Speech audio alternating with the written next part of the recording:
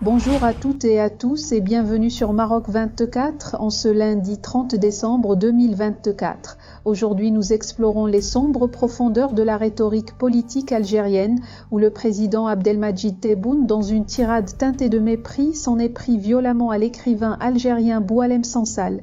Qualifié de voleur, bâtard et à l'identité inconnue, Sansal, connu pour son franc-parler et son refus de plier face aux narratifs officiels, devient une cible des invectives présidentielle dévoilant le désespoir et le déclin moral d'un pouvoir incapable de tolérer les voix dissidentes. Ces attaques, prononcées dans un discours fleuve devant le Parlement, illustrent avec éclat l'incapacité de Tebboune à gérer les crises internes autrement que par des insultes. Je vous invite à découvrir sans plus tarder la chronique complète de Tariq Katab, publiée sur le 360. Le moment est solennel, l'assistance nombreuse constituée de l'élite du pays, entre parlementaires, ministres et hauts gradés de l'armée. Le tout est retransmis à grand renfort de projecteurs par tous les médias du pays, publics comme privés. Dimanche 29 décembre, devant les membres des deux chambres du Parlement, le président algérien Abdelmadjid Tebboune s'est livré à son exercice préféré, le radotage, distillé au fil d'un discours de plus d'une heure et demie. Et encore, il s'agit de la version revue et corrigée par un grossier montage et de grands coups de ciseaux. Entre prouesses imaginaires et promesses intenables, il a daigné évoquer le cas de Boualem Sansal. Une première. D'aucuns se seraient attendus à un début de commencement d'explication sur les circonstances lunaires d'arrestation et d'emprisonnement de l'écrivain, coupable d'avoir des idées, ou encore sur le chef d'accusation, terrorisme, sous lequel il est poursuivi. Certains tablaient sur un engagement présidentiel pour un procès à l'équité minimale, tandis que d'autres nourrissaient même l'espoir d'une grâce présidentielle, à la suite de la mobilisation internationale en faveur de l'écrivain. Il n'en sera rien. De la part du président de la République, Boualem Sansal aura droit aux insultes et à la diffamation. Et ce n'est pas une figure de style.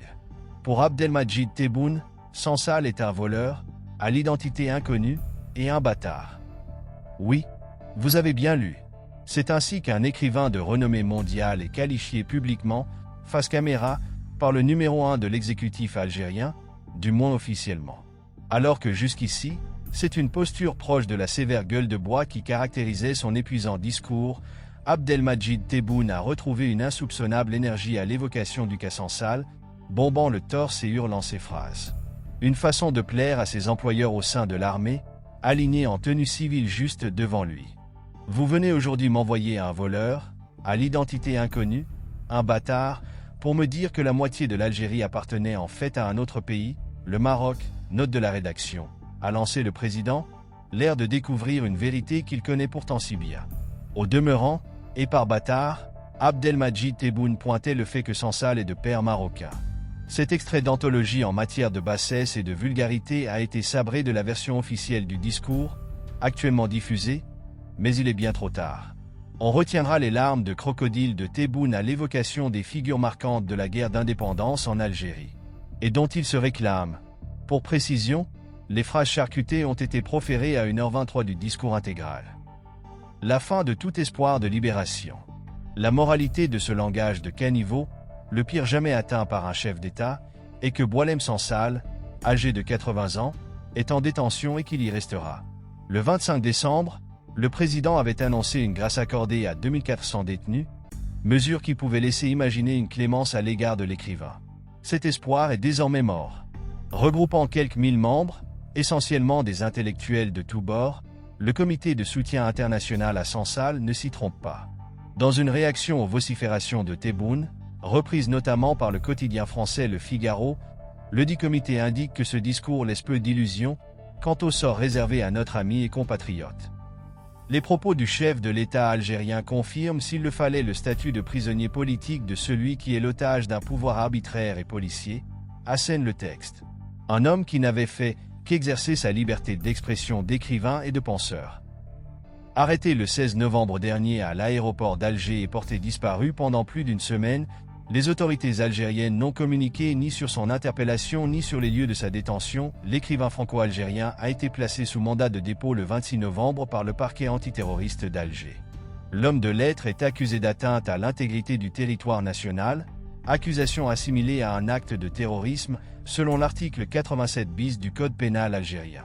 Ce dernier considère ainsi, comme acte terroriste ou subversif, tout acte visant la sûreté de l'État, l'intégrité du territoire, la stabilité et le fonctionnement normal des institutions. Le crime de Boualem Sansal, avoir déclaré le 2 octobre 2024 aux médias français Frontières que quand la France a colonisé l'Algérie, toute la partie ouest de l'Algérie faisait partie du Maroc. En cela, il ne faisait qu'énoncer une évidence partagée par tous les historiens sérieux. Mais c'est compté sans la névrosée force de frappe voisine. S'il est confirmé, ce chef d'accusation peut valoir à l'écrivain la prison à perpétuité, voire la peine de mort. En attendant, avancé en âge et souffrant, il a été, à la mi-décembre, transféré à l'hôpital Mustapha Pacha d'Alger. Le plan d'autonomie, une idée française. Comme pour mettre en contexte sa furie contre un simple écrivain, Abdelmadjid Tebboune n'a pas manqué de s'attaquer à la France, pérorant avec un lexique usé sur la colonisation et accusant de génocide les tenants du pouvoir français de l'époque.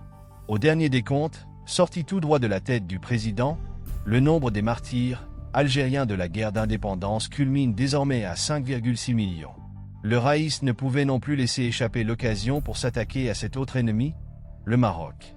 S'il est admis depuis toujours que le Sahara marocain est une question existentielle pour le régime d'Alger, on notera la dernière trouvaille de Tebboune. Le plan d'autonomie sous souveraineté du Maroc est en fait une idée française, élaborée non pas à Rabat ou à Marrakech, mais à Paris, sous la présidence Jacques Chirac. Quand on sait que la France a mis près de 20 ans, depuis la présentation par le Maroc de son plan d'autonomie devant l'ONU, pour reconnaître la souveraineté du Maroc sur ses provinces du Sud, il y a comme une incohérence dans le raisonnement de Monsieur le Président. Si seulement c'était la seule. Pour rester informé, je vous invite à regarder les vidéos Maroc 24 qui s'affichent sur votre écran.